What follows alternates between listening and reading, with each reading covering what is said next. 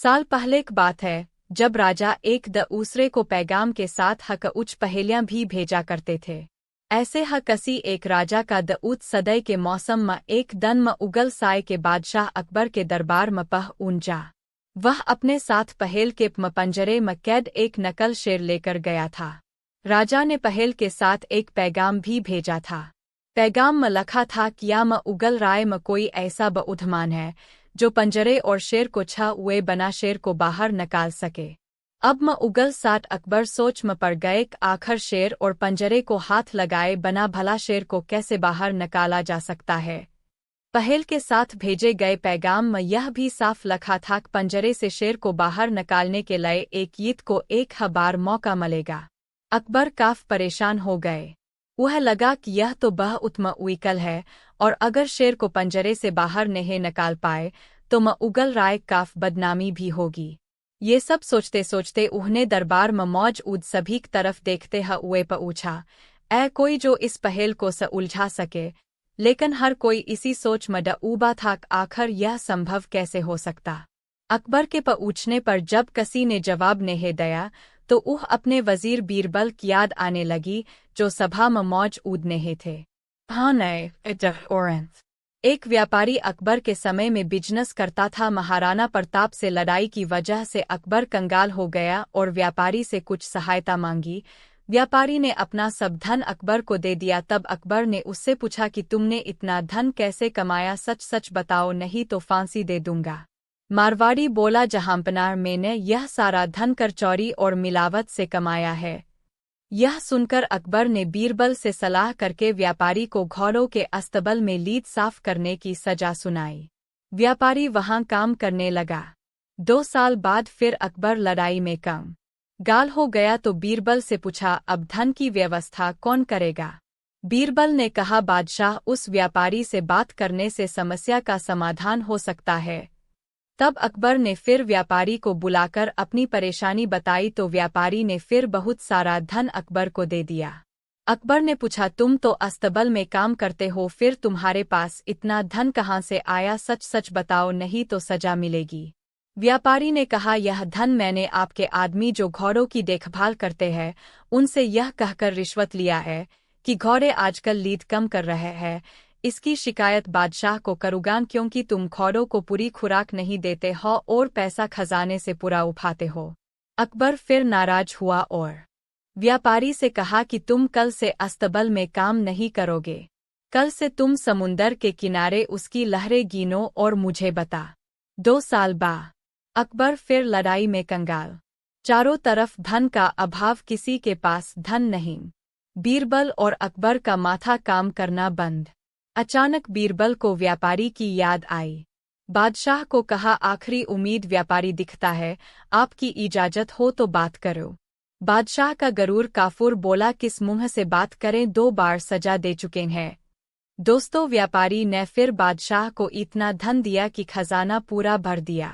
बादशाह ने डरते हुए धन कमाने का तरीका पूछा तो व्यापारी ने बादशाह को धन्यवाद दिया और कहा, इस बार धन विदेश से आया है, क्योंकि मैंने उन सब को जो विदेश से आते हैं आपका फरमान दिखाया कि जो कोई मेरे लहरें गिनने के काम में अपने नाव से बाधा करेगा बादशाह उसे सजा देंगे।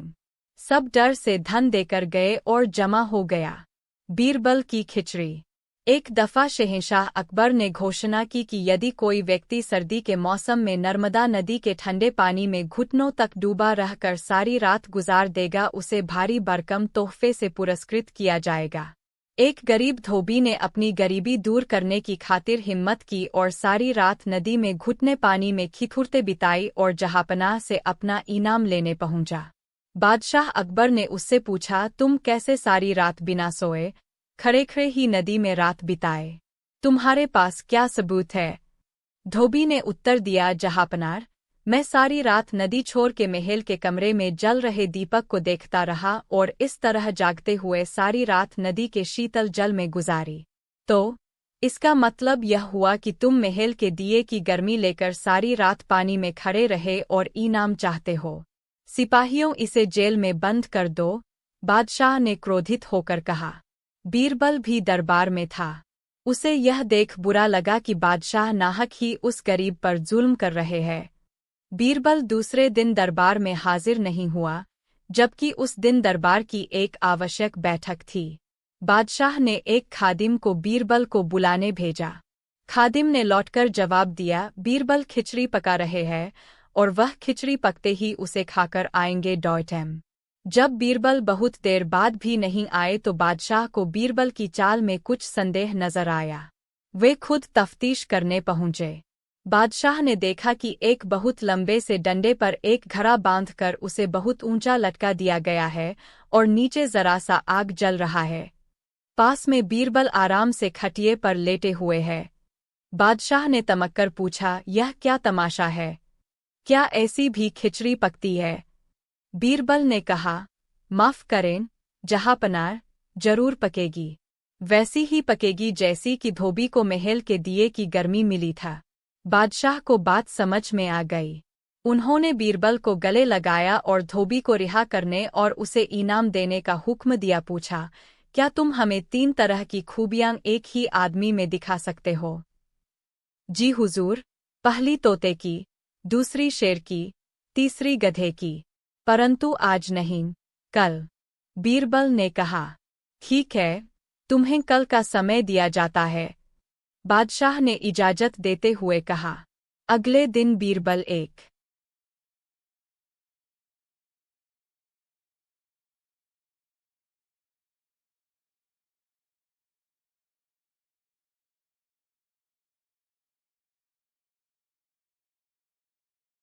दिन ऐसा ही हुआ। तोता अचानक मर गया। अब सेवक के हाथ पाँव फूलने लगे। उसे बादशाह अकबर की कही बात याद थी। वह तुरंत दौड़कर बीरबल के पास गया और पूरी बात बताई। बीरबल ने उस सेवक को पानी पिलाया और कहा, चिंता मत करो, मैं बादशाह से बात करूंगा। तुम बस इस समय उस तोते से दूर हो जाओ। मालिक, आपका जो तोता था, वह। इतना बोलकर बीरबल ने बात अधूरी छोड़ दी। अकबर बादशाह तुरंत सिंहासन से खड़े हुए और बोले, क्या हुआ? तोता मर गया। बीरबल बोले, मैं सिर्फ इतना ही कहना चाहूंगा कि आपका तोता ना मुंह खोलता है, ना खाता है, ना पीता है, ना हिलता है, ना डुलता है, ना चलता है, ना फुदकता है। उसकी आंखें बंद है और वह अपने पिंजरे में लेटा पड़ा है। आप आइए और जरा उसे देखिए। अकबर और बीरबल फौरन तोते के पास गए। अरे बीरबल, तोता मर चुका है, ये बात तुम मुझे वहीं पर नहीं बता सकते थे? अकबर क्रोधित होते हुए बोले, उस तोते का रखवाला कहाँ है? मैं उसे अभी अपनी तलवार से सजाए मौत दूंगा। तब बीरबल बोले, जी मैं अभी उस रखवाले को हाजिर करता हूँ, लेकिन ये तो बताइए कि आपको मृत्यु देने के लिए मैं किसे बुलाऊं? क्या मतलब है तुम्हारा? अकबर जोर से चीखे। जी, आप ही ने तो कहा था कि जो कोई भी बोलेगा कि तोता मर चुका है, उसे भी मौत की सजा दी जाएगी, और अभी कुछ देर पहले आप ही के मुख से ये बात निकली थी। अब अकबर को अपनी गलती का एहसास हो गया।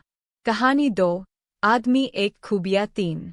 एक बार अकबर और बीरबल बागीचे में बैठे थे। अचानक अकबर ने बीरबल से पूछा कि क्या तुम किसी ऐसे इंसान को खोज सकते हो जिसमें अलग अलग बोली बोलने की खूबी हो? बीरबल ने कहा, क्यों नहीं, मैं एक आदमी जानता हूँ जो तोते की बोली बोलता है, शेर की बोली बोलता है और गधे की बोली भी बोलता है। अकबर इस बात को सुनकर हैरत में पड़ गए। उन्होंने बीरबल को कहा कि अगले दिन उस आदमी को पेश किया जाए। बीरबल उस आदमी को अगले दिन सुबह दरबार में ले गए और उसे एक छोटी बोतल शराब पिला दी। अब हल्के नशे की हालत में शराबी अकबर बादशाह के आगे खड़ा था। वह जानता था कि दारू पीकर आया जानकर बादशाह सजा देगा, इसलिए वह गिड़गिड़ाने लगा और बादशाह की खुशामद करने लगा। तब बीरबल बोले कि हुजूर, यह जो सजा के डर से बोल रहा है वह तोते की भाषा है। उसके बाद बीरबल ने वहीं उस आदमी को एक और शराब की बोतल पिला दी। अब वह आदमी पूरी तरह नशे में था। वह अकबर बादशाह के सामने सीना तान कर खड़ा हो गया। उसने कहा कि आप नगर के बादशाह हैं, तो क्या हुआ? मैं भी अपने घर का बादशाह हूँ। मैं यहाँ किसी से नहीं डरता हूँ। बीरबल बोले कि हुजूर, अब शराब के नशे में निडर होकर यह जो बोल रहा है यह शेर की भाषा है। अब फिर से बीरबल ने उस आदमी का मुंह पकड़कर एक और बोतल उसके गले से उतार दी। इस बार वह आदमी लड़खड़ाते गिरते पड़ते हुए जमीन पर लेट गया और हाथ पांव हवा में भांजते हुए मुंह से उलझुल आवाजें। धोबी हाथ जोड़कर खड़ा हो गया।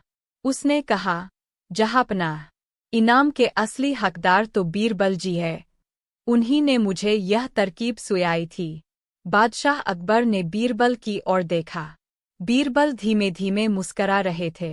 अकबर बोले, बीरबल, तुम हमारे दरबार के अनमोल रत्न हो।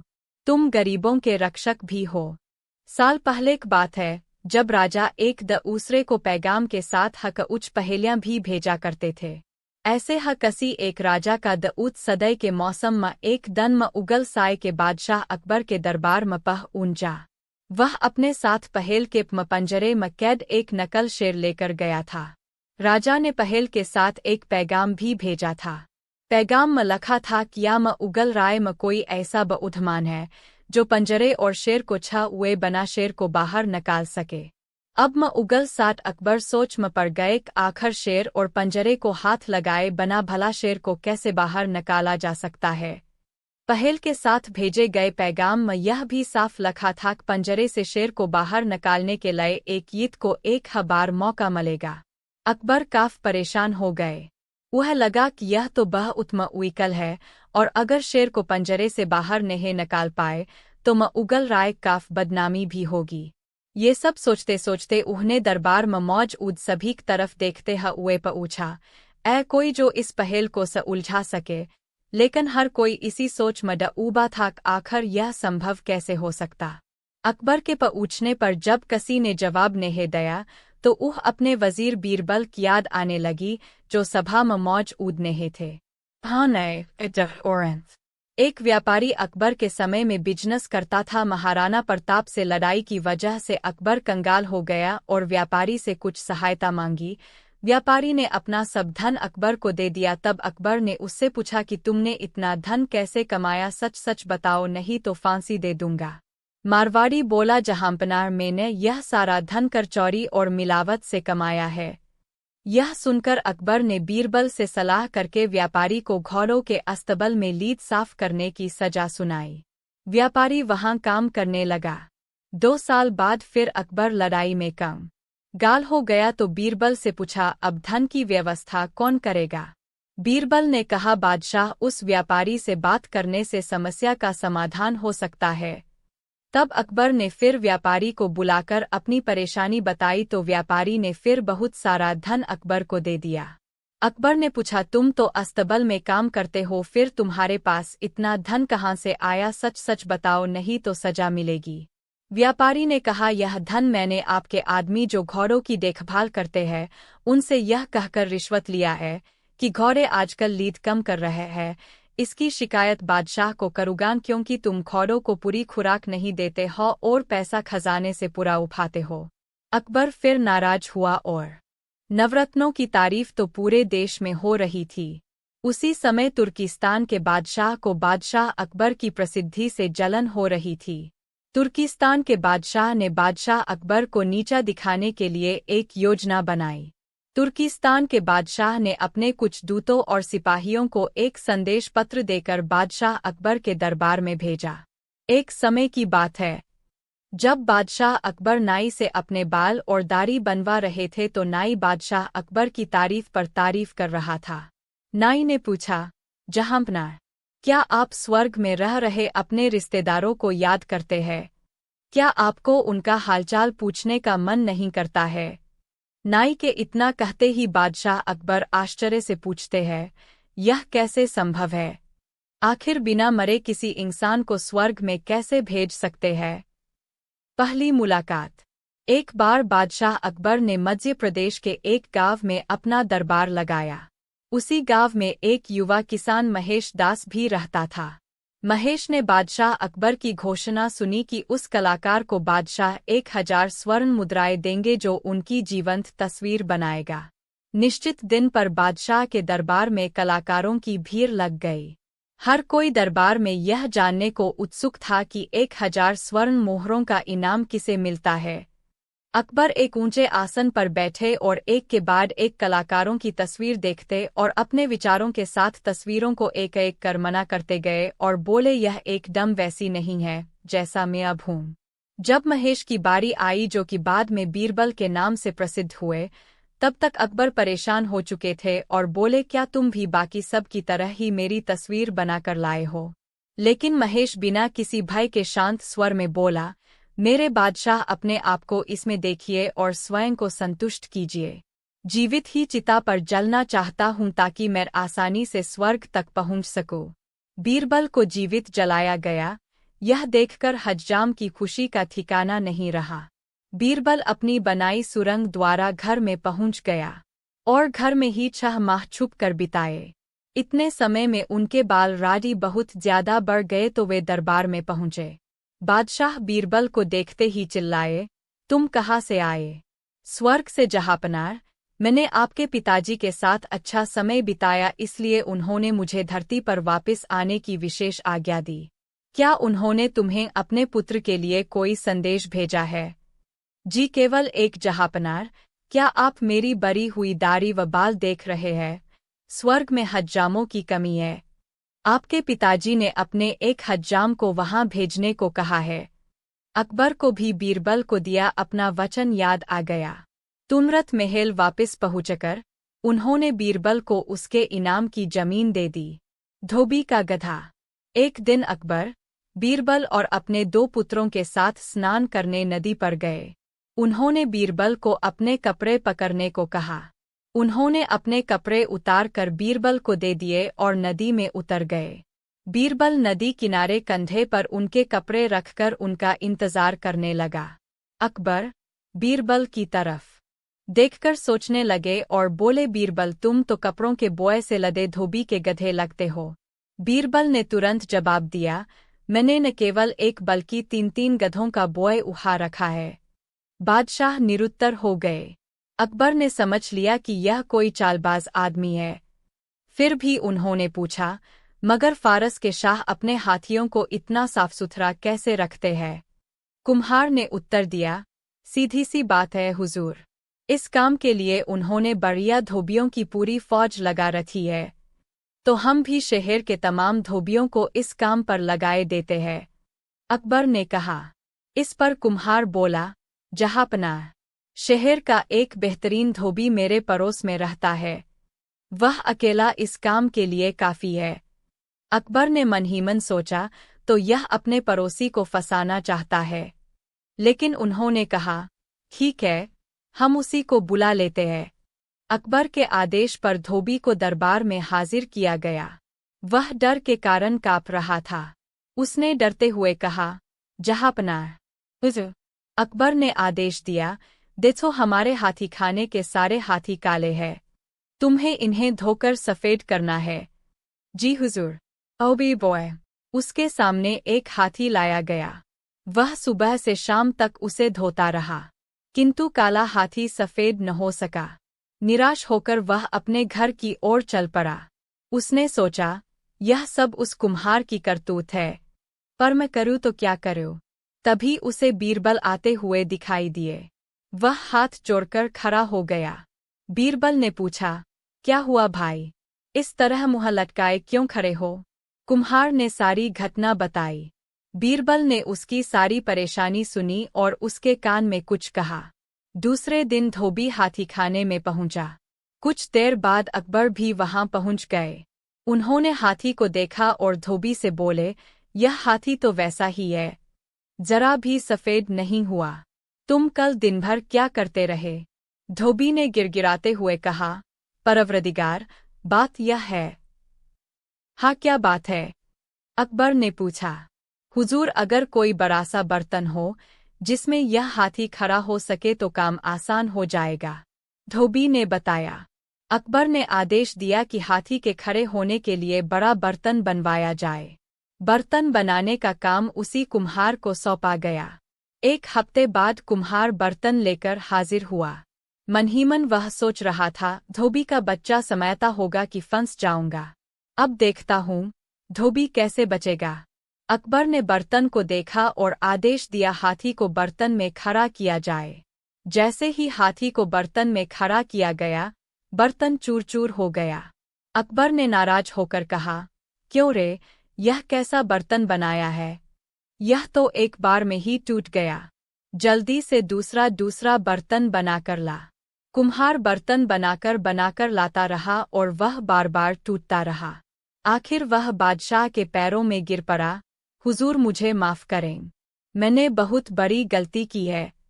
इस पर अकबर ने धोबी से कहा, धोबी मैं जानता था कि यह तुम्हें फंसाना चाहता है, पर तुमने इसकी चाल का मुंहतोड़ जवाब दिया। हम तुम्हें इनाम देंगे। निकालने लगा। अब बीरबल बोले कि हुजूर अब यह जो बोल रहा है वह गधे की भाषा है। अकबर एक बार फिर बीरबल की हाजिर जवाबी से प्रसन्न हुए और यह मनोरंजक उदाहरण पेश करने के लिए उन्होंने बीरबल को इनाम दिया। लेंगे। बीरबल तुरंत अकबर के पास गए और उनका हालचाल लिया। तब अकबर ने बताया कि हमारे राज्य का सबसे बड़ा मनहूस मुझे बीमार कर गया। यह बात सुनकर बीरबल हंस पड़े। तब अकबर को गुस्सा आया और वह बोले कि तुम्हें मेरी यह हालत देखकर मजा आ रहा है। तो बीरबल ने कहा कि नहीं नहीं महाराज, एक बात पूछनी थी। अगर मैं उस नौकर से बड़ा मनहूस आपको ढूंढ कर दूं तो आप क्या करेंगे? क्या आप इस नौकर को सजा से मुक्ति दे देंगे? अकबर ने तुरंत बीरबल की यह शर्त मान ली और पूछा कि बताओ उस नौकर से बड़ा मनहूस कौन है? अब बीरबल बोले, उस नौकर से बड़े मनहूस तो आप खुद है। उस नौकर के हाथ पानी पीने से आपकी तबीयत खराब हुई, आप बिस्तर पर आ गए। लेकिन उसका तो सोचिए, वह तो आपकी प्यास बुझाने आया था, आपकी खिदमत कर रहा था। सुबह सुबह आपकी शक्ल देखने से उसकी तो जान पर बन आई है। उसे तो मौत की सजा मिल गई, तो इसलिए उससे बड़े मनहूस तो आप हुए। अब आप खुद को मौत की सजा मत दीजिएगा, चूंकि हम सब आपसे बहुत प्यार करते हैं। बीरबल की यह चतुराई भरी बात सुनकर अकबर बिस्तर पर परे हंसने लगे। उन्होंने उसी वक्त उस गरीब नौकर को छोड़ देने के आदेश दिए और उसे इनाम भी दिया, और मनहूसियत का अंधविश्वासी सुझाव देने वाले राज्य ज्योतिष को उसी वक्त घोड़े के तबेले में मुनीमगिरी के काम में लगा दिया गया। कहानी 5। अकबर का साला। अकबर का साला हमेशा से ही बीरबल की जगह लेना चाहता था। अकबर जानते थे कि बीरबल की जगह ले सके ऐसा बुद्धिमान इस संसार में कोई नहीं है। फिर भी जोरू के भाई को वह सीधी ना नहीं बोल सकते थे। ऐसा करके वह अपनी लाडली बेगम की बेरुथी मोल नहीं लेना चाहते थे। इसीलिए उन्होंने अपने साले साहब को एक कोयले से भरी बोरी दे दी और कहा कि जाओ और इसे हमारे राज्य के सबसे मक्कार और लालची सेठ दमरीलाल को बेचकर दिखाओ। अगर तुम यह काम कर गए तो तुम्हें बीरबल की जगह वजीर बना दूंगा। अकबर की इस अजीब शर्त को सुनकर साला अचंभे में पड़ गया। वह कोयले की बोरी लेकर चला तो गया, पर उसे पता था कि वह सेठ किसी की बातों में नहीं आने वाला, ऊपर से वह उल्टा उसे ही चूना लगा देगा। हुआ भी यही, सेठ दमरीलाल ने कोयले की बोरी के बदले एक रेला भी देने से इनकार कर दिया। साला अपना सा मुंह लेकर महल वापस लौट आया और अपनी हार स्वीकार कर ली। अब अकबर ने वही काम बीरबल को करने को कहा। बीरबल कुछ सोचे और फिर बोले कि सेठ दमरीलाल जैसे मक्कार और लालची सेठ को यह कोयले की बोरी क्या मैं सिर्फ कोयले का एक टुकड़ा ही 10,000 रुपये में बेच आऊंगा। यह बोलकर वह तुरंत वहां से रवाना हो गए। सबसे पहले उसने एक दर्जी के पास जाकर एक मखमली कुर्ता सिलवाया, हीरे मोती वाली मालाएं गले में डाली, महंगी जूती पहनी और कोयले को बारीक सुरमे जैसा पिसवा लिया। फिर उसने पिसे कोयले को एक सुरमे की छोटी चमकदार डिब्बी में भर लिया। इसके बाद बीरबल ने अपना भेष बदल लिया और एक मेहमानघर में रुककर इश्तिहार दे दिया कि बगदाद से बड़े शेख आए हैं, जो करिश्माई सुरमा बेचते हैं, जिसे आंखों में लगाने से मरे हुए पूर्वज दिख जाते हैं, और यदि उन्होंने कहीं कोई धन गाड़ा है तो उसका पता बताते हैं। यह बात शहर में आग की तरह जली। सेठ दमरीलाल को भी ये बात पता चली। उसने सोचा जरूर उसके पूर्वजों ने कहीं न कहीं धन गाड़ा होगा। उसने तुरंत शेख बने बीरबल से संपर्क किया और सुरमे की डिब्बी खरीदने की पेशकश की। शेख ने डिब्बी के 20,000 रुपये मांगे और मोलभाव करते करते 10,000 में बात तय हुई। पर सेठ भी होशियार था। उसने कहा, मैं अभी तुरंत ये सुरमा लगाऊंगा और अगर मुझे मेरे पूर्वज नहीं दिखे तो मैं पैसे वापस ले लूंगा। बीरबल बोला, बिल्कुल आप ऐसा कर सकते हैं। चलिए शहर के चौराहे पर चलिए और वहां इसे जांच लीजिए। सुरमे का चमत्कार देखने के लिए भीड़ इकट्ठा हो गई। तब बीरबल ने ऊंची आवाज में कहा, ये सेठ अभी ये चमत्कारी सुरमा लगाएंगे और अगर ये उन्हीं की औलाद है जिन्हें ये अपना माँ बाप समझते हैं तो इन्हें इनके पूर्वज दिखाई देंगे और गड़े धन के बारे में बताएंगे। लेकिन अगर आपके माँ बाप में से किसी ने भी बेईमानी की होगी और आप उनकी असल औलाद नहीं होंगे तो आपको कुछ भी नहीं दिखेगा। और ऐसा कहते ही बीरबल ने सेठ की आंखों में सुरमा लगा दिया। फिर क्या था? सिर खुजाते हुए सेठ ने आंखें खोली। अब दिखना तो कुछ था नहीं, पर सेठ करे भी तो क्या करे। अपनी इज्जत बचाने के लिए सेठ ने 10,000 बीरबल के हाथ थमा दिए और मुंह फुलाते हुए आगे बढ़ गए। बीरबल फौरन अकबर के पास पहुंचे और रुपए थमाते हुए सारी कहानी सुना दी। अकबर का साला बिना कुछ कहे अपने घर लौट गया और अकबर बीरबल एक दूसरे को देखकर मंद मुस्काने लगे। इस किस्से के बाद फिर कभी अकबर के साले ने बीरबल का स्थान नहीं मांग। इन मज़ेदार कहानियों को भी जरूर पढ़े। तीसरी बकरी, तेनालीराम की 3 चतुराई भरी कहानियाँ, मुल्ला नसरुद्दीन के मज़ेदार किस्से, विक्रम बेताल की रहस्यमयी कहानियाँ, बाज और किसान, गमंडी कौवा, कछुआ और खरगोश वो कहानी जो आपने नहीं सुनी। और भी मज़ेदार कहानियाँ पढ़ने के लिए यहाँ क्लिक करें। अकबर बीरबल की कहानियाँ आपको कैसी लगीं? कृपया कमेंट के माध्यम से बताएं और यदि आप भी इनके कोई रोचक किस्से जानते हो तो हमें ज़रूर भेजें। एक समय की बात है, बादशाह अकबर रात्रि भोजन के बाद सोने के लिए गए। बादशाह अकबर गहरी निंद्रा में चले जाते हैं। वह मध्य रात्रि में एक अजीब सा सपना देखते हैं। इस सपने की वजह से बादशाह की नींद अचानक से खुल जाती है। बादशाह इस सपने का मतलब समझ नहीं पाते हैं। इसी परेशानी के कारण उन्हें पूरी रात नींद नहीं आई। सुबह बादशाह अपने दरबार में जाते हैं और वहां पर सभी को बादशाह बहुत परेशान नजर आते हैं। बादशाह के चेहरे पर परेशानी साफ दिखाई दे रही थी। एक बार बादशाह अकबर और बीरबल राजमहल के बगीचे में टहल रहे थे। उस दिन बहुत ही सुंदर मौसम था। बगीचे में कई तरह के फूल और एक तालाब थी। बगीचे में कई तरह के पक्षी भी चहक रहे थे। बादशाह अकबर और बीरबल को बगीचे में इन सारे नज़ारे को देखकर बहुत अच्छा महसूस हो रहा था। बादशाह अकबर पक्षियों की आवाज़ को सुनकर उनके मन में एक सवाल आया। बादशाह अकबर ने बीरबल से कहा कि हमारे राज्य में कुल कितने कौवे होंगे? एक बार की बात है, जब बादशाह अकबर अपने साम्राज्य की उन्नति और विकास के लिए पूरे देश में चर्चित में थे। बादशाह अकबर के दरबार के मिल सकता। यह सुनते ही राजा चौंक उठे और बोले, बीरबल, तुम ये कैसी बातें कर रहे हो? महल में पहले से ही 2 महारानियां मौजूद है। अगर उन्हें इस बात की भनक भी लगी तो मेरी खैर नहीं होगी। यह सुनकर बीरबल ने तपाक से जवाब दिया, चलिए महाराज, फिर तो आप भी मेरे पास 2 मुर्गियां जमा करा ही दीजिए। राजा बीरबल का ऐसा जवाब सुनकर शर्मा गए और उन्होंने अपना आदेश उसी वक्त वापस ले लिया। कहानी से सीख। अकबर बीरबल की इस कहानी से हमें यह शिक्षा मिलती है कि बातों की चतुराई से हम किसी भी बात को मनवा सकते हैं। जरूरत है तो बस बीरबल की तरह चतुराई से अपना पक्ष रखने की। एक बार की बात है, बीरबल दरबार में मौजूद नहीं थे। इसी बात का फायदा उठाकर कुछ मंत्रीगण बीरबल के खिलाफ महाराज अकबर के कान भरने लगे। उनमें से एक कहने लगा, महाराज, आप केवल बीरबल को ही हर जिम्मेदारी देते हैं और हर काम में उन्हीं की सलाह ली जाती है। इसका मतलब यह है कि आप हमें अयोग्य समझते हैं। मगर ऐसा नहीं है, हम भी बीरबल जितने ही योग्य हैं। महाराज को बीरबल बहुत प्रिय थे। वह उनके खिलाफ कुछ नहीं सुनना चाहते थे, लेकिन उन्होंने मंत्रीगणों को निराश न करने के लिए एक समाधान निकाला। उन्होंने उनसे कहा, मैं तुम सभी से एक प्रश्न का जवाब चाहता हूँ, मगर ध्यान रहे कि अगर तुम लोग इसका जवाब न दे पाए तो तुम सबको फांसी की सजा सुनाई जाएगी।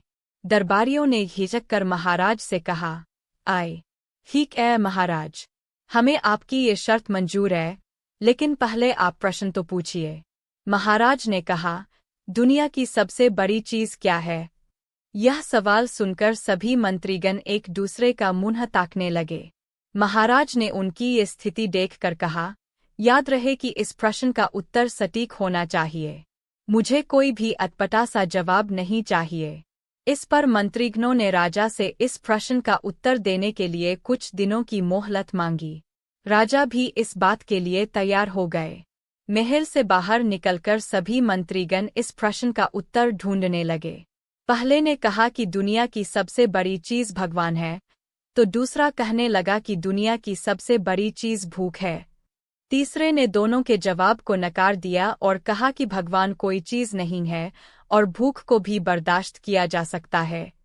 इसलिए राजा के प्रश्न का उत्तर इन दोनों में से कोई नहीं है। धीरे धीरे समय बीतता गया और मोहलत में लिए गए सभी दिन भी गुजर गए। फिर भी राजा द्वारा पूछे गए प्रश्न का जवाब न मिलने पर सभी मंत्रीगणों को अपनी जान की फिक्र सताने लगी।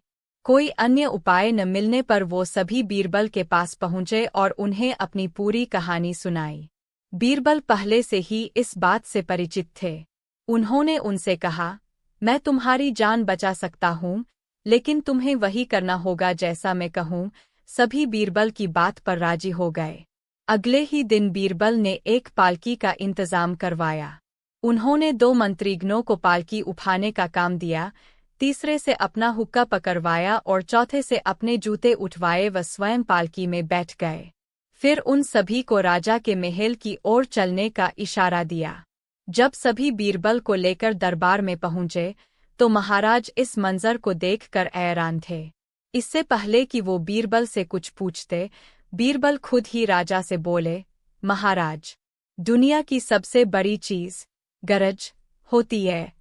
अपनी गरज के कारण ही ये सब मेरी पालकी को उठाकर यहाँ तक ले आए हैं। यह सुन महाराज मुस्कुराए बिना न रह सके और सभी मंत्रीगण शर्म के मारे सिर झुकाए खड़े रहे। कहानी से सीख।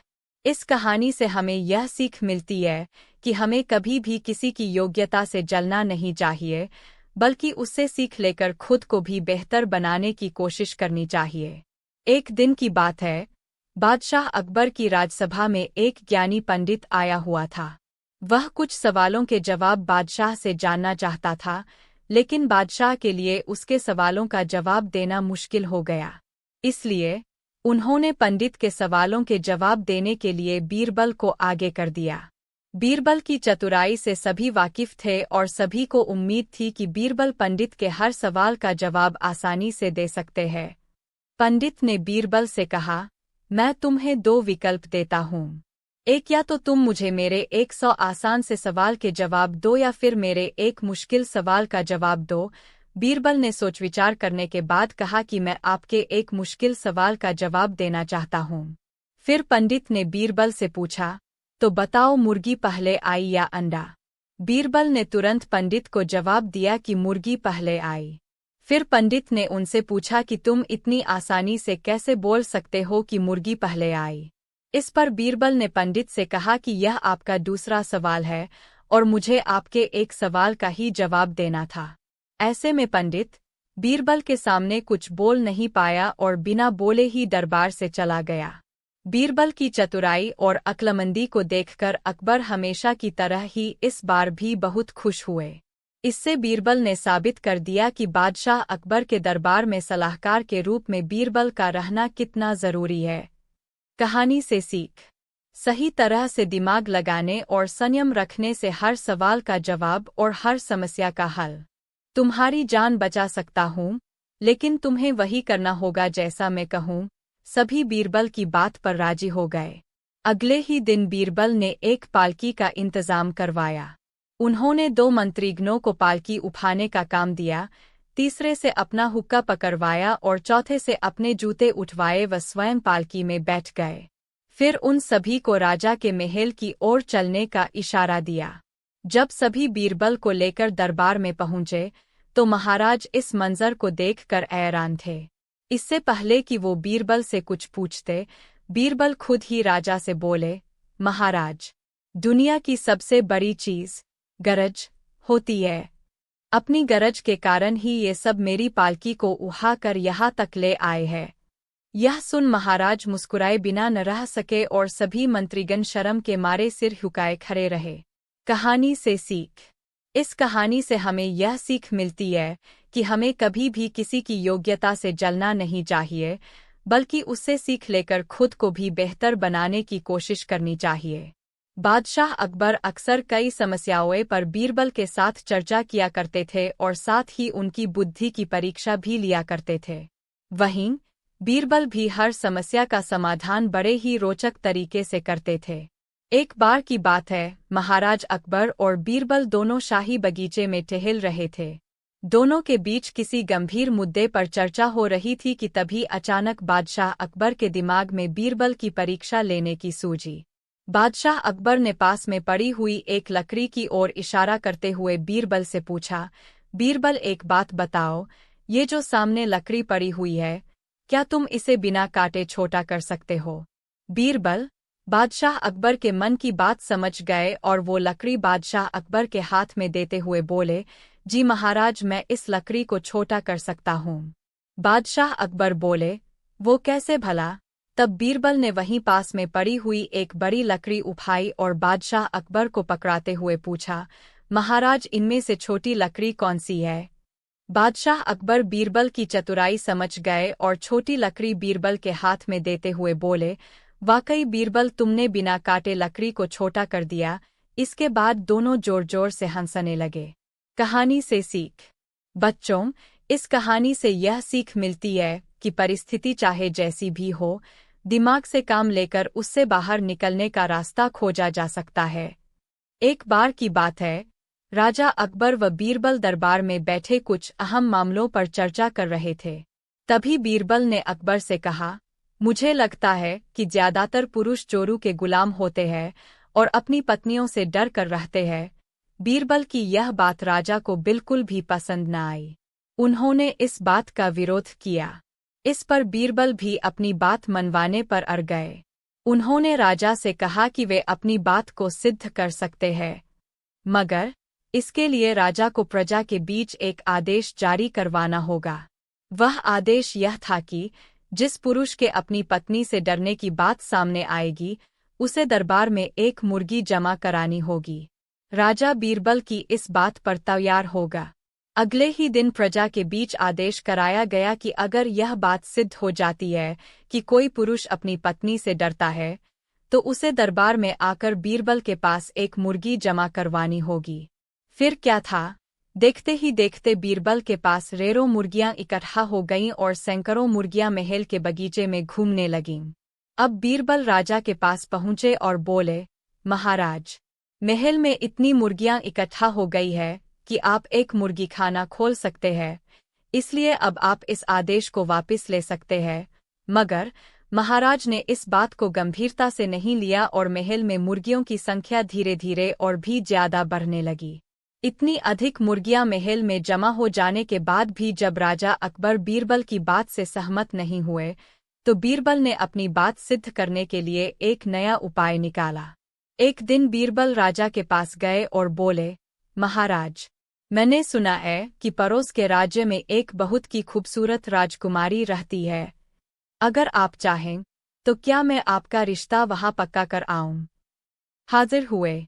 उन दोनों के सामने बीरबल ने बादशाह अकबर से कहा, जहांपनाह, सारी समस्या की जड़ वह पेड़ है। क्यों न हम वो पेड़ ही कटवा दें? न रहेगा बांस, न बजेगी बांसुरी। बादशाह अकबर ने इस बारे में राघव और केशव से पूछा, इस बारे में आप दोनों का क्या ख्याल है? इस पर केशव ने कहा, हुजूर, आपकी हुकूमत है, आप जैसा कहेंगे मैं उसे चुपचाप स्वीकार कर लूंगा। वहीं राघव ने कहा, मालिक, मैंने 7 वर्ष तक उस पेड़ को सींचा है। आप चाहें तो उसे केशव को दे दीजिए, लेकिन कृपा करके उसे कटवाए ना। मैं आपके आगे हाथ जोड़ता हूँ। उन दोनों की बात सुनकर बादशाह अकबर ने बीरबल की तरह देखा और कहा, अब आपका क्या कहना है, बीरबल? इसके बाद बीरबल ने बादशाह को बीती रात का किस्सा सुनाया और मुस्कुराते हुए कहा, हुजूर, पैर एक और मालिक दो, ऐसा कैसे हो सकता है? कल रात हुई घटना और आज हुई इस बात के बाद यह साबित हो चुका है कि राघव ही पैर का असली मालिक है और केशव झूठ बोल रहा है। यह सुनकर बादशाह ने बीरबल को शाबाशी दी। उन्होंने अपने हक के खातिर लड़ने के लिए राघव को बधाई दी और चोरी करने व झूठ बोलने के लिए केशव को जेल में बंद करने का आदेश दिया। कहानी से सीख। एक पैर और दो मालिक कहानी से हमें यह सीख मिलती है कि परिश्रम किए बिना छल से किसी और की चीज चुराने का अंजाम बुरा होता है। अकबर के महल में कई कीमती सजावट की वस्तुएं थीं, लेकिन एक गुलदस्ते से अकबर को खास लगाव था। इस गुलदस्ते को अकबर हमेशा अपनी पलंग के पास रखवाते थे। एक दिन अचानक महाराज अकबर का कमरा साफ करते हुए उनके सेवक से वह गुलदस्ता टूट गया। सेवक ने घबराकर उस गुलदस्ते को जोड़ने की बहुत कोशिश की, लेकिन नाकाम रहा। हारकर उसने टूटा गुलदस्ता कूड़ेदान में फेंक दिया और दुआ करने लगा कि राजा को इस बारे में कुछ पता न चले। कुछ देर बाद महाराज अकबर जब महल लौटे तो उन्होंने देखा कि उनका प्रिय गुलदस्ता अपनी जगह पर नहीं है। राजा ने सेवक से उस गुलदस्ते के बारे में पूछा तो सेवक डर के मारे कांपने लगा। सेवक को जल्दी में कोई अच्छा बहाना नहीं सूझा, तो उसने कहा कि महाराज, उस गुलदस्ते को मैं अपने घर ले गया हूँ ताकि अच्छे से साफ कर सको। यह सुनते ही अकबर बोले, मुझे तुरंत वो गुलदस्ता लाकर दो। अब सेवक के पास बचने का कोई रास्ता नहीं था।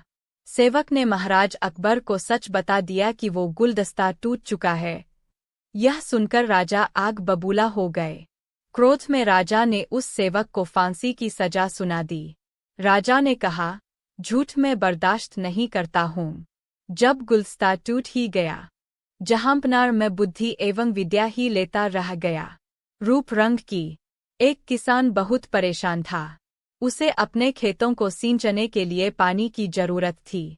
इसलिए वह कई दिनों से अपनी जमीन के आसपास किसी कुएं की तलाश कर रहा था। इसी तलाश में वह घूम ही रहा था कि अचानक उसे एक कुआं दिखा। यह कुआं उसके खेतों से बहुत नजदीक था, इसलिए किसान बहुत खुश हुआ। उसने सोचा कि अब उसकी परेशानी खत्म हो गई। यह सोचकर वह खुशी खुशी घर चला गया। अगले दिन वह पानी लेने कुएं पर पहुंचा। जैसे ही उसने कुएं के नजदीक रखी बाल्टी कुएं में डाली, वहां एक आदमी आ धमका। वह किसान से बोला, यह कुआं मेरा है, तुम इससे पानी नहीं ले सकते। अगर तुम इस कुएं से पानी लेना चाहते हो तो तुम्हें इस कुएं को खरीदना होगा। यह बात सुनकर किसान कुछ देर रुका और फिर मन ही मन सोचने लगा कि अगर मैं इस कुएं को खरीद लूं तो मुझे कभी पानी की कमी नहीं होगी और नहीं मुझे पानी के लिए इधर उधर भटकना पड़ेगा। फिर क्या था, दोनों के बीच एक रकम तय हुई। किसान के पास उतने पैसे तो थे नहीं, लेकिन वह यह मौका छोड़ना नहीं चाहता था। इसलिए किसान ने उस आदमी को अगले दिन वह रकम देने का वादा किया और घर की ओर चल दिया। एक बार की बात है, रोज की ही तरह बादशाह अकबर दरबार में बैठकर अपनी प्रजा की समस्याएं सुन रहे थे। सभी लोग अपनी अपनी समस्याएं लेकर बादशाह के सामने हाजिर हो रहे थे और तभी राघव व केशव नाम के दो पड़ोसी अपनी समस्या लेकर दरबार में आए। इन दोनों की समस्या की जड़ था इन दोनों घर के बीच मौजूद फलों से लबालब भरा आम का पेड़। मामला आम के पेड़ के मालिकाना हक को लेकर था। राघव कह रहा था कि पेड़ उसका है और केशव झूठ बोल रहा है। वहीं केशव का कहना था कि वह पेड़ का असली मालिक है और राघव झूठा है। एक और मालिक दो का मामला बहुत उलझा हुआ था और दोनों में से कोई भी हार मानने को तैयार नहीं था। दोनों पक्षों की बातें सुनकर और सोच विचार करने के बाद बादशाह अकबर ने यह मामला अपने नवरत्नों में से एक बीरबल को सौंप दिया। मामले को सुलझाने और सच्चाई का पता लगाने के लिए बीरबल ने एक नाटक रचा। उस शाम बीरबल ने दो सिपाहियों से कहा कि वे राघव के घर जाएं और कहें कि उसके आम के पेड़ से आम चोरी हो रहे हैं। उन्होंने दो सिपाहियों को केशव के घर जाकर भी यही संदेश देने को कहा। साथ ही बीरबल ने कहा कि यह संदेश देने के बाद वो उनके घर के पीछे छिपकर देखें कि राघव और केशव क्या करते हैं। बीरबल ने यह भी कहा कि राघव और केशव को पता नहीं लगना चाहिए कि तुम उनके घर आम की चोरी की सूचना लेकर जा रहे हो। सिपाहियों ने बिल्कुल वैसा ही किया जैसा बीरबल ने कहा। सिपाही केशव के घर गए और 2 राघव के घर। जब वो वहां पहुंचे तो उन्हें पता चला कि राघव और केशव दोनों ही घर में नहीं थे, तो सिपाहियों ने उनकी पत्नियों को यह संदेश दे दिया। जब केशव घर पहुंचा तो उसकी पत्नी ने उसे आम की चोरी की सूचना दी। यह सुनकर केशव ने कहा, अरे भाग्यवान, खाना तो खिला दो। आम के चक्कर में अब क्या भूखा बैठा रहूं? और कौन सा वह पेड़ मेरा अपना है? चोरी हो रही है तो होने दो, सुबह देखेंगे। यह कहकर वह आराम से बैठकर खाना खाने लगा। वहीं जब राघव घर आया और उसकी पत्नी ने यह बात उसे बताई तो वह उल्टे पैर की तरह दौड़ पड़ा। उसकी पत्नी ने पीछे से आवाज लगाई, अरे खाना तो खा लीजिए। जिस पर राघव ने कहा, खाना तो सुबह भी खा सकता हूँ, लेकिन अगर आज आम चोरी हो गए तो मेरे पूरे साल की मेहनत पर पानी फिर जाएगा। सिपाहियों ने दोनों के घर के बाहर छिपकर यह सारा नजारा देखा और वापस दरबार जाकर बीरबल को बताया। अगले दिन दोनों फिर से दरबार में। तो झूठ बोलने की क्या जरूरत थी? अगले दिन इस घटना के बारे में जब सभा में जिक्र हुआ तो बीरबल ने इस बात का विरोध किया। बीरबल बोले कि झूठ हर व्यक्ति कभी न कभी बोलता ही है। किसी के झूठ बोलने से अगर कुछ बुरा या गलत नहीं होता तो झूठ बोलना गलत नहीं है। बीरबल के मुंह से ऐसे शब्द सुनकर अकबर उसी समय बीरबल पर भड़क गए। उन्होंने सभा में लोगों से पूछा कि कोई ऐसा है यहाँ जिसने झूठ बोला हो।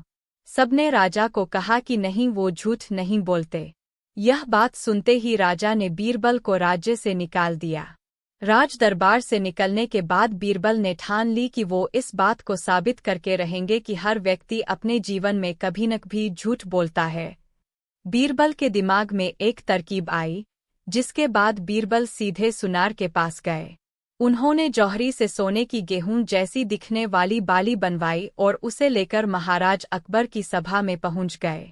अकबर ने जैसे ही बीरबल को सभा में देखा तो पूछा कि अब तुम यहाँ क्यों आए हो?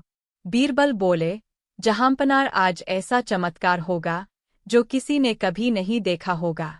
बस आपको मेरी पूरी बात सुननी होगी। राजा अकबर और सभी सभापतियों की जिज्ञासा बढ़ गई और राजा ने बीरबल को अपनी बात कहने की अनुमति दे दी। बीरबल बोले, आज मुझे रास्ते में एक सिद्ध पुरुष के दर्शन हुए। उन्होंने मुझे यह सोने से बनी गेहूं की बाली दी है और कहा कि इसे जिस भी खेत में लगाओगे वहां सोने की फसल उगेगी। अब इसे लगाने के लिए मुझे आपके राज्य में थोड़ी सी जमीन चाहिए। राजा ने कहा, यह तो बहुत अच्छी बात है, चलो हम तुम्हें जमीन दिला देते हैं। अब बीरबल कहने लगे कि मैं चाहता हूं कि पूरा राज दरबार यह चमत्कार देखे। बीरबल की बात मानते हुए पूरा राज दरबार खेत की ओर चल पड़ा। अकबर ने जैसे ही बीरबल को सभा में देखा तो पूछा कि अब तुम यहाँ क्यों आए हो? बीरबल बोले, जहांपनार, आज ऐसा चमत्कार होगा जो किसी ने कभी नहीं देखा होगा। बस आपको मेरी पूरी बात सुननी होगी।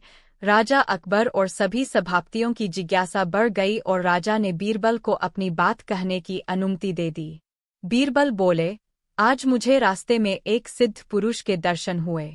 उन्होंने मुझे यह सोने से बनी गेहूं की बाली दी है और कहा कि इसे जिस भी खेत में लगाओगे वहां सोने की फसल उगेगी। अब इसे लगाने के लिए मुझे आपके राज्य में थोड़ी सी जमीन चाहिए। राजा ने कहा, यह तो बहुत अच्छी बात है, चलो हम तुम्हें जमीन दिला देते हैं। अब बीरबल कहने लगे कि मैं चाहता हूं कि पूरा राज दरबार यह चमत्कार देखे। बीरबल की बात मानते हुए पूरा राज दरबार खेत की ओर चल पड़ा।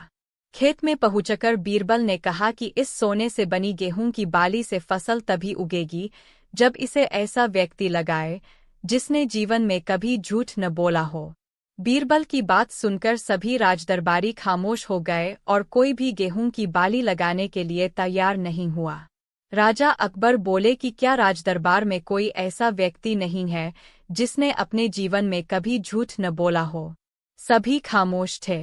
बीरबल बोले, जहांपनाह, अब आप ही इस बाली को खेत में रोप दीजिए। बीरबल की बात सुनकर महाराज का सिर झुक गया।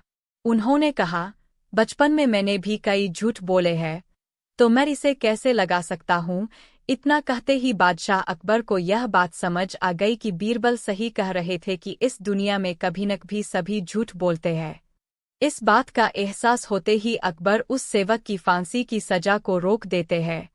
कहानी से सीख, बिना सोचे समझे किसी को बड़ा दंड नहीं देना चाहिए। हर काम को सोच विचार कर ही किया जाना चाहिए। साथ ही एक छोटे से झूठ की वजह से किसी व्यक्ति का आकलन भी नहीं किया जाना चाहिए, क्योंकि कुछ परिस्थितियां ऐसी होती है कि लोग झूठ बोल देते हैं। तरफ ध्यान ही नहीं गया। इसके विपरीत आप मात्र रूप रंग ही लेते रह गए। आपका ध्यान बुद्धि एवं विद्या की तरफ गया ही नहीं। इस प्रकार बीरबल ने यह सिद्ध किया कि वह बुद्धिमान है, किंतु बदसूरत है। इसके विपरीत बादशाह खूबसूरत किंतु बेवकूफ है। साल पहले की बात है, जब राजा एक दूसरे को पैगाम के साथ कुछ पहेलियां भी भेजा करते थे। ऐसे कसी एक राजा का दूत सदै के मौसम में एक दिन में उगल साय के बादशाह अकबर के दरबार में पह ऊंचा। वह अपने साथ पहेल के पंजरे में कैद एक नकल शेर लेकर गया था।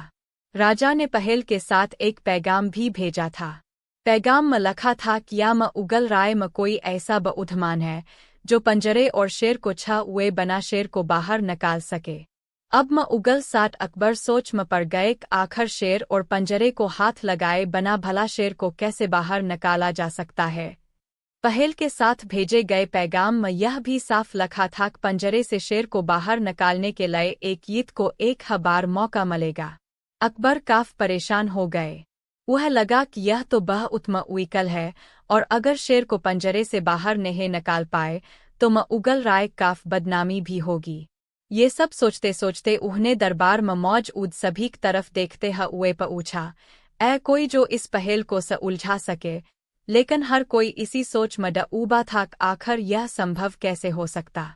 अकबर के पूछने पर जब किसी ने जवाब नहीं दिया तो अपने वजीर बीरबल की याद आने लगी, जो सभा में मौजूद नहीं थे। उन्हें तुरंत अफसोस बीरबल किसी सरकार काम से राय से बाहर गए हुए थे। रात भर अकबर इसी सोच में डूबे रहे कि आखिर पहेल को कैसे उलझाया जाए।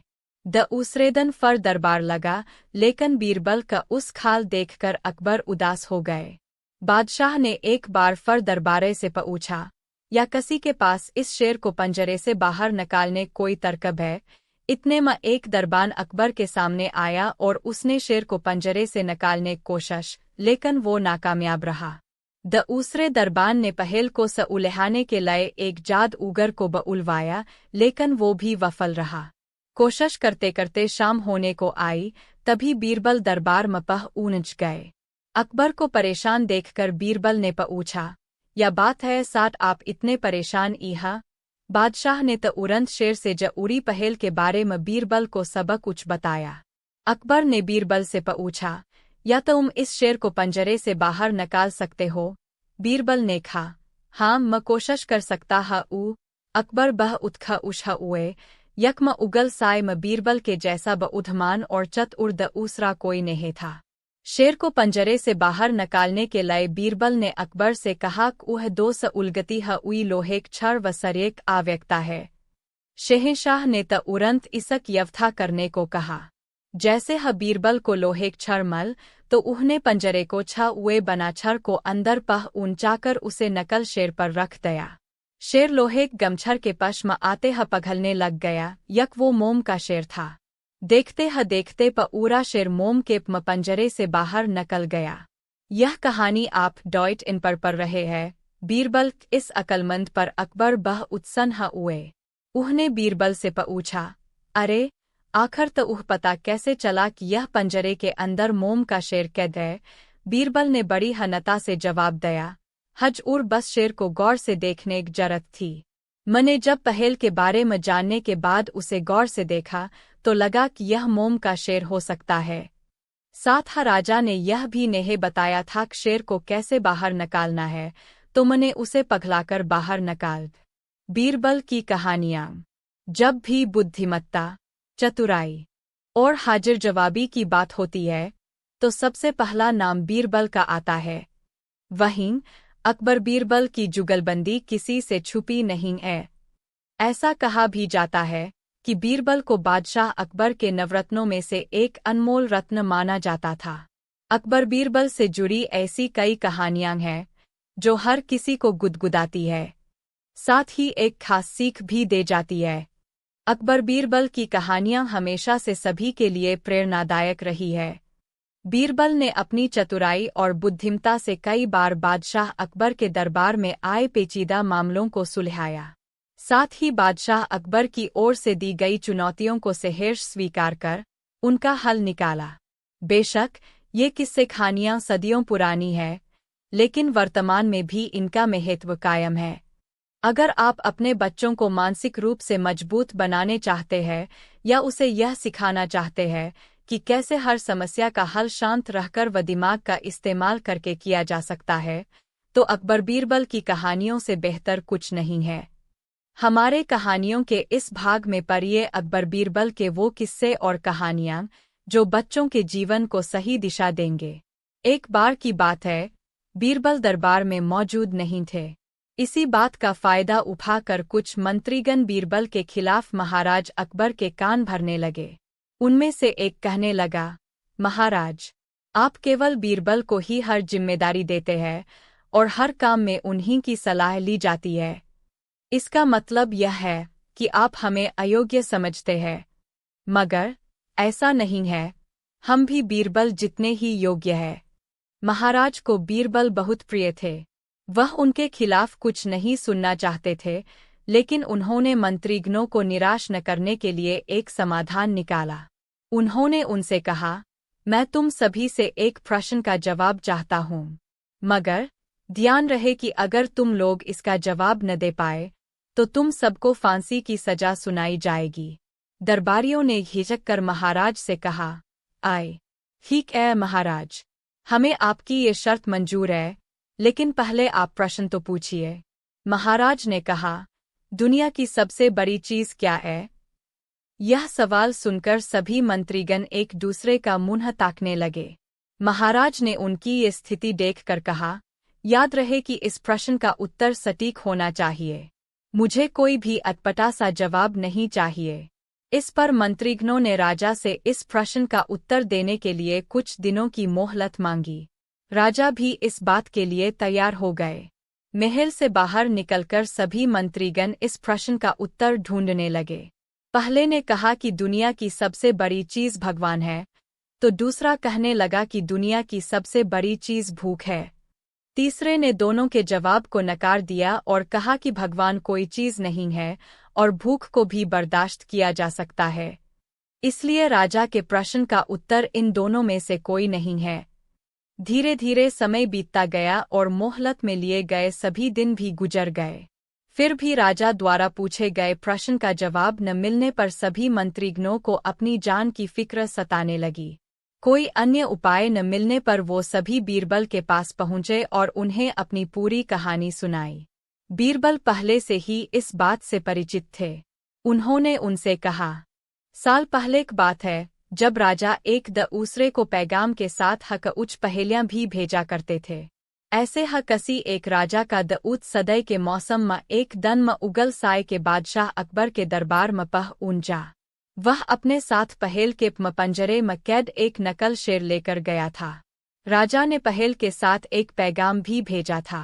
पैगाम में लिखा था कि या में उगल राय में कोई ऐसा बुद्धिमान है जो पंजरे और शेर को छा हुए बना शेर को बाहर निकाल सके। अब में उगल साथ अकबर सोच में पड़ गए कि आखिर शेर और पंजरे को हाथ लगाए बना भला शेर को कैसे बाहर निकाला जा सकता है। पहेल के साथ भेजे गए पैगाम में यह भी साफ लिखा था कि पंजरे से शेर को बाहर निकालने के लिए एक ईद को एक बार मौका मिलेगा। अकबर काफ परेशान हो गए।